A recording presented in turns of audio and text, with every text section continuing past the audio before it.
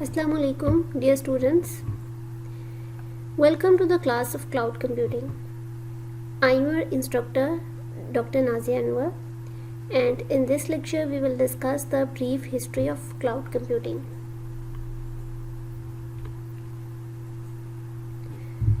As you know, cloud computing is a hot topic, or it's no longer a question of whether or not an organization or a company will undergo a cloud transformation. Rather, questions about precisely what services and operations should be shifted into the cloud, how much will they cost, how much will they save the business, and how quickly can it all happen, are dominating the conversation. अब ये कोई भी company organisations जो है now days वो ये नहीं सोच रही कि हमने क्लाउड पर माइग्रेट करना है या नहीं, या क्लाउड को अडॉप्ट करना है या नहीं करना अपने ट्रेडिशनल आईटी इंफ्रास्ट्रक्चर से, बल्कि इस बारे में कि क्लाउड है क्या, वो सर्विसेज कौन कौन सी प्रोवाइड कर रहा है, उसके ऑपरेशंस एक्चुअली क्या हैं, या हमारी कॉस्ट कितनी लगेगी और हमें सेविंग्स कितनी होंगी, और ये सब प्रोसेस जो है ये कितना टाइम टेकिंग होगा, ये सारी चीज़ें जो हैं ये आजकल देखी जा रही हैं. सो now let us see that where has the cloud computing revolution come from, what are its origins, where are we today, and where it's going next. So let's consider the history of cloud computing that has brought us up to the present and examine the trends that will impact the future. In the previous lecture, we discussed the emergence of cloud computing, and in this lecture, let's begin with a brief history of cloud computing.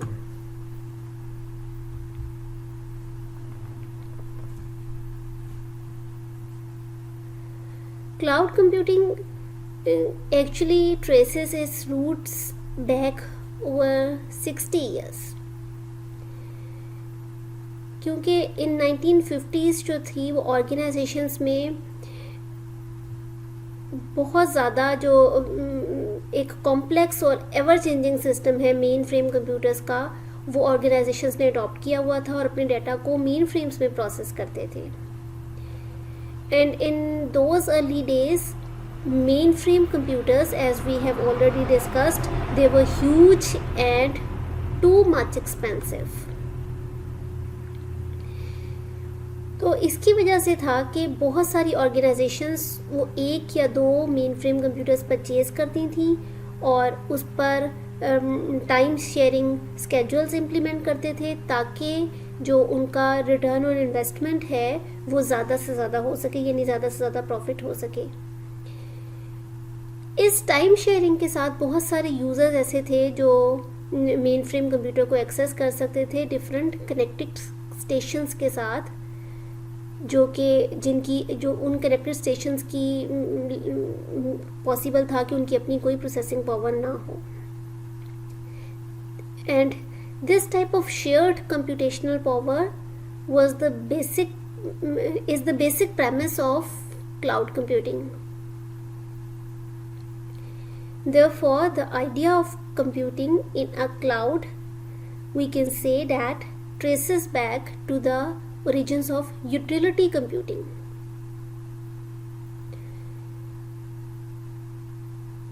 In 1961, John McCarthy was perhaps the first to suggest publicly the idea of utility computing. Computer scientist John McCarthy is attributed with delivering the idea that computations will be provisioned as utilities in future. यानी John McCarthy ने 1961 में ये idea present किया कि जो computations या processing करनी है उसको हम एक as a utility computing perceive कर सकते हैं.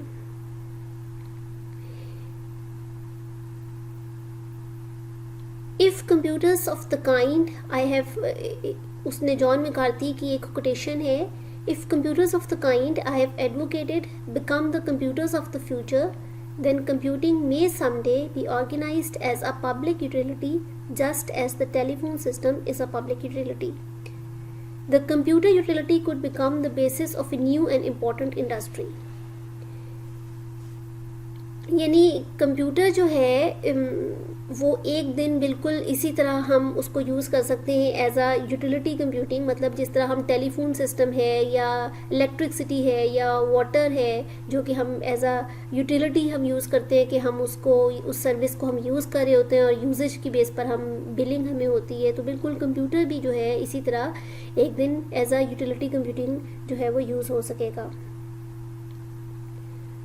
और ये बिल्कुल एक नई और इम्पॉर्टेंट इंडस्ट्री की बेस होगी computer utility. John McCarthy actually एक अमेरिकन कंप्यूटर साइंटिस्ट था और he was also one of the founders of the discipline of AI, artificial intelligence. John McCarthy who originally coined the term artificial intelligence creates a theory of sharing computing time among an entire group of users, और उस computing time में से बिल्कुल ज़्यादा से ज़्यादा gate करना सबसे ज़्यादा इम्पॉर्टेंट कंसिडरेशन थी 1950s में, because it could cost upwards for several $million. It was an extremely expensive asset and maximizing it was a top priority among those जो कि उसमें टेक्नोलॉजी में इन्वॉल्व थे। लेकिन स्मॉल कंपनीज जो थी दे couldn't even afford to use computers, और जो कि लार्जर कंपनीज जो कि अपनी टाइप ऑफ ऑटोमेशन को इंजॉय कर रही थी, स्मॉल कंपनीज़ के लिए बहुत मुश्किल था कि वो उन मेन फ्रेम कंप्यूटर्स को या उस तरह के कंप्यूटर्स को यूज़ कर सकते। तो मैकार्थी की जो थीरी थी टाइम शेयरिंग की, वो इसेंशियल थी ये in helping get the most out of the computing time available, as well as making computing time available to smaller companies that couldn't afford to buy their own mainframes. क्योंकि larger companies तो easily main frames bye कर लेती थी, लेकिन smaller companies के लिए मुश्किल था कि वो अपने अफोर्ड नहीं कर सकते थे कि वो अपने मेन फ्रेम कंप्यूटर्स जो कि बहुत एक्सट्रीमली इनक्रेडिबली एक्सपेंसिव थे वो अपने ओन कर सकें।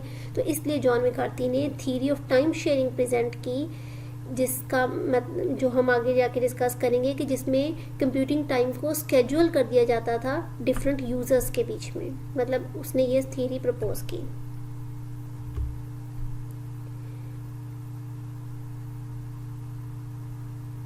In 1960s and 1970s, the mainframes, giant powerful computers, were leased out by the manufacturers. Main frames 1960s और 1970s में बहुत सारे मेन फ्रेम कंप्यूटर्स जो हैं वो मैन्युफैक्चरर्स ने लीज़ किए। मेन फ्रेम्स क्या हैं हम ऑलरेडी डिस्कस कर चुके हैं। Main frames were large and very expensive machines and they typically cost at that time they typically cost over $1 million,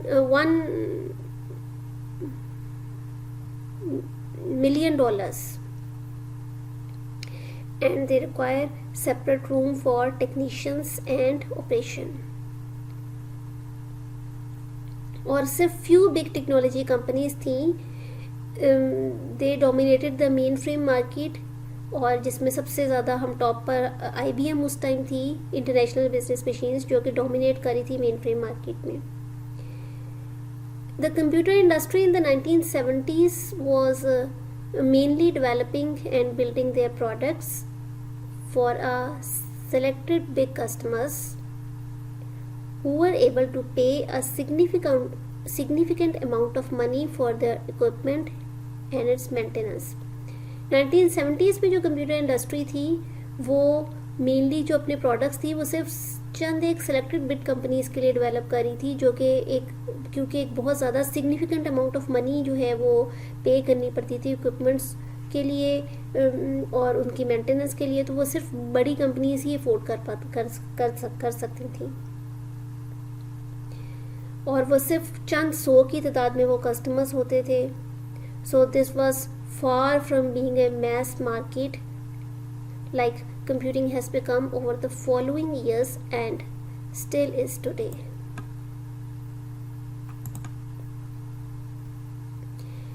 In 1969, Leonard Kleinrock, one of the chief scientists of the original Advanced Research Projects Agency Network ARPANET project, which seeded the internet, said, "As of now, computer networks are still in their infancy, but as they grow up and become sophisticated, we will probably see the spread of computer utilities which, like present electric and telephone utilities, will service individual homes and offices across the country." To understand the depth of this vision, let's remember where things were in those days. In those days, nearly all computing was still done with batch processing, and punch cards were the primary means of input. और time sharing जो थी वो still अपनी बिल्कुल beginning stage में थी. And this vision of the computing utility based on the service provisioning model,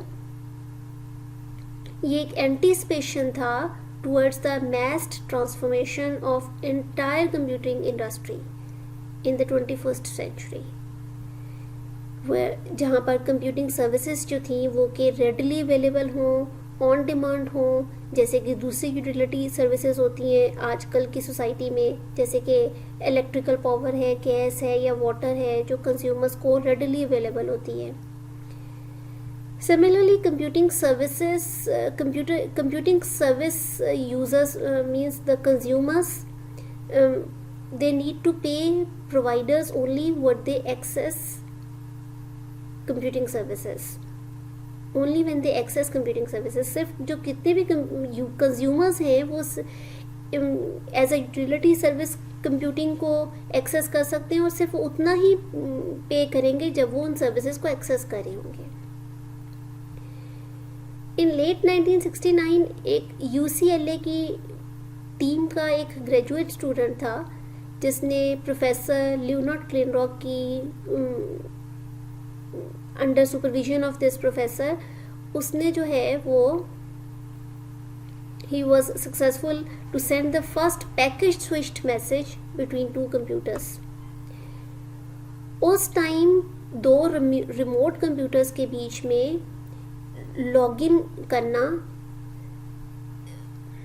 was just 3 tasks, one of the 3 tasks possible on ARPANET.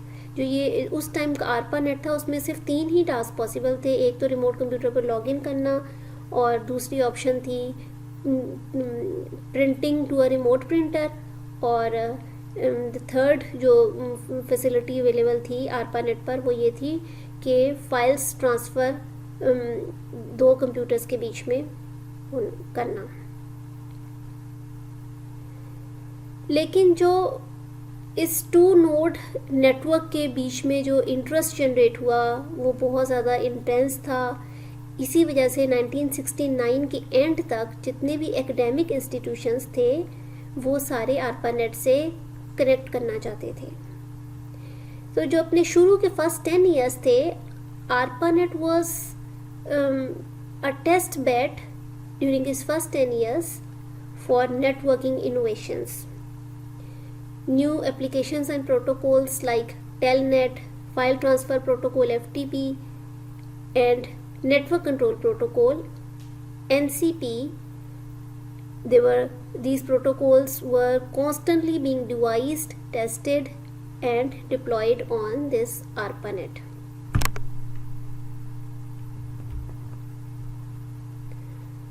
The end of ARPANET's days arrived in mid-1982 when its communications protocol NCP was turned off for a day. तो उससे क्या हुआ था कि जितनी भी network sites थी जो कि TCP/IP पर स्विच कर गई थी, सिर्फ वही उनकी कम्युनिकेशन पॉसिबल रही जो भी ARPANET पर थे और NCP प्रोटोकॉल को यूज़ कर रहे थे, तो उनकी कम्युनिकेशन स्टॉप हो गई थी। तो उसकी वजह से 1983 में NCP जो है वो फिर हिस्ट्री बन गया और TCP जो है उसका राइज स्टार्ट हो गया बिल्कुल एज अ यूनिवर्सल प्रोटोकॉल के तौर पर। और TCP का फाइनल ब्रेक थ्रू जो था, it came in 1985 when it was built into a version of the Unix operating system. लेकिन ये सिस्टम जो था वो फाइनली शट डाउन हो गया और 1989 में और डीकमीशन हो गया अपनी इन वर्ल्ड वाइड वेब की इंट्रोडक्शन से तकरीबन 2 साल पहले, कुछ अर्सा पहले। The idea of grid computing emerged in 1990s to use the processing power of networked PCs for scientific calculations during idle times. Grid computing, जैसे कि हमने पहले डिस्कस किया है, it is a form of distributed computing that involves the coordination and sharing of geographically distributed networked computational resources. Grid computing एक distributed computing की आप type कह सकते हैं इसको, जिसमें बहुत सारी जियोग्राफिकली डिस्ट्रीब्यूटेड नेटवर्क लोकेशंस पर कंप्यूटेशनल रिसोर्सेज आपकी होती हैं और उनका आपस में कोऑर्डिनेशन या शेयरिंग इस्टेब्लिश की जाती है। अर्ली 1990s में डिस्ट्रीब्यूटेड कंप्यूटिंग पर रिसर्च हुई और बहुत सारे टूल्स ऐसे हाई परफॉर्मेंस कंप्यूटिंग सिस्टम्स के लिए टूल डेवलप किए गए जो कि तकरीबन 1990s के एंड में ऐसा इंफ्रास्ट्रक्चर जिनके उसके रिजल्ट में आया जिसमें बहुत सारे हाई परफॉर्मेंस कंप्यूटर्स को इंटीग्रेट किया गया, नेटवर्क्स को, डेटाबेसेस को, साइंटिफिक इंस्ट्रूमेंट्स को, जिनको ये जितने भी इंटीग्रेटेड हाई परफॉर्मेंस कंप्यूटर्स थे, नेटवर्क्स, डेटाबेसेस और scientific instruments, they were shared by geographically dispersed organisations. ऐसी ऑर्गेनाइजेशंस जो मुख्तलिफ जियोग्राफिकल रीजन्स पे थी वो सारी इन इंफ्रास्ट्रक्चर को शेयर कर रही थी। And today grid computing includes high performance computing, cluster computing, peer to peer computing and internet computing.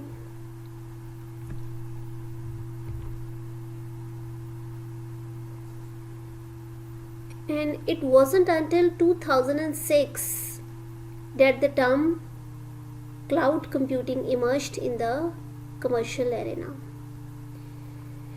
In 1990s, Salesforce.com, one of the first movers in cloud computing, introduced the concept of delivering enterprise applications via a simple website. In 1990s में Salesforce.com जो थी, वो जो हम कह सकते हैं कि सबसे पहले मूवर्स हैं जो क्लाउड कंप्यूटिंग की तरफ मूव हुए, उन्होंने सबसे पहले ये कंसेप्ट इंट्रोड्यूस किया था कि अपनी एप्लीकेशंस को सिंपल वेबसाइट के ज़रिए वो प्रोवाइड कर रहे थे।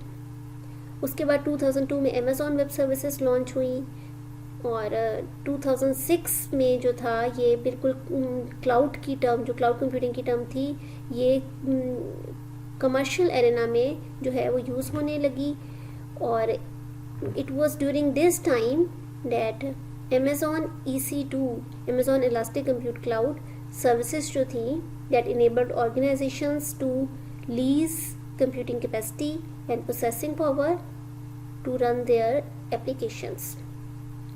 EC2 जो है उसके Amazon EC2 के ये आपको फैसिलिटी प्रोवाइड करता था ऑर्गेनाइजेशंस को कि वो कंप्यूटिंग कैपेसिटी को, प्रोसेसिंग पावर को लीज कर सकते थे। और इसके अलावा गूगल एप्स जो थी वो भी प्रोवाइड हमें उन्होंने भी प्रोवाइड करना शुरू कर दिया आपको बहुत सारी ब्राउज़र बेस्ड एप्लीकेशंस जो थी उसी साल में। और उसके कुछ अरसे के बाद गूगल ऐप इंजन आया, वो भी आप कह सकते हैं कि Google app engine became another historic milestone.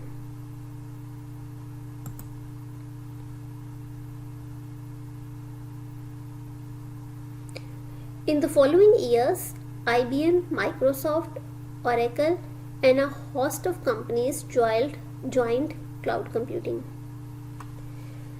उसके बाद Amazon और Google के बाद और बहुत सारी कंपनीज जो थी, IBM, Microsoft, Oracle वगैरह और बहुत सारी इसके अलावा कंपनीज थी, उन्होंने भी क्लाउड कंप्यूटिंग को ज्वाइन किया।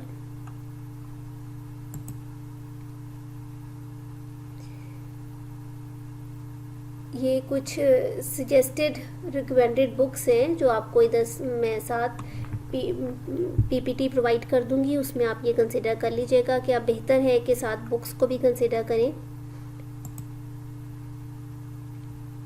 So that was all about the brief history of cloud computing, and I hope this lecture was helpful. Thank you everyone for taking this lecture.